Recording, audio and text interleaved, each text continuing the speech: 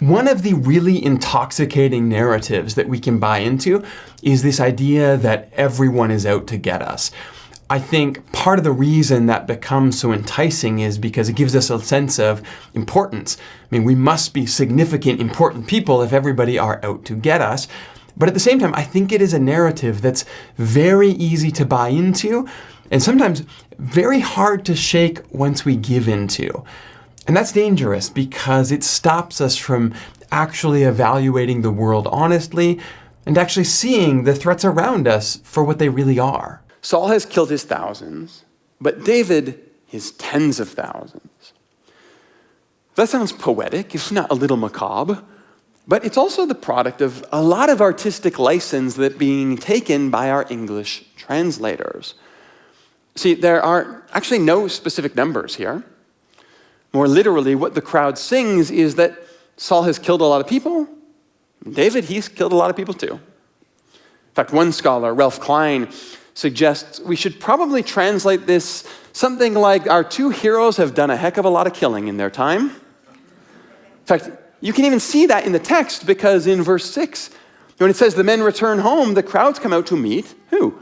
King Saul with singing and dancing. The only mention of David in that opening comes from the narrator. The crowds are there to see the king. And these two words, Eleph and Revivah, which are both descriptive words, they're not specific body counts.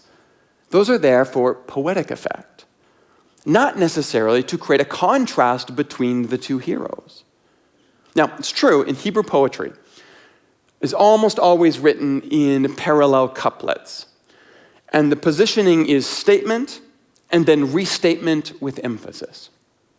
That's why the English translators are trying to get this across with 1,000, 10,000. But even that doesn't necessarily mean the poem is intended as a comparison between David and Saul. The intention is the escalation of the victory and the celebration that's happening. So Walter Brueggemann writes that it is likely the song intends to celebrate Saul and David equally for an equal achievement.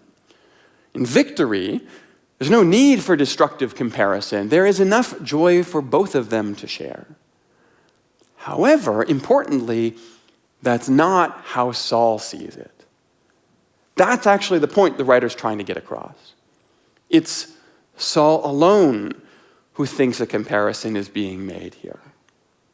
And that perception itself is then what steals from Saul what really should be his greatest victory as king so far in the story.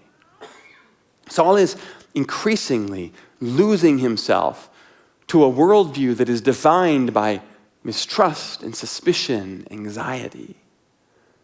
And once you go to that place, everything starts to seem ominous, even crowds that come out to celebrate you.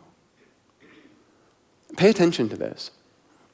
Once you let someone convince you the world is out to get you, it really will seem like the world is out to get you. Once you start looking for demons in every dark shadow, you will start to find them behind every stubbed toe. It is surprisingly easy to lose touch with reality when we want to.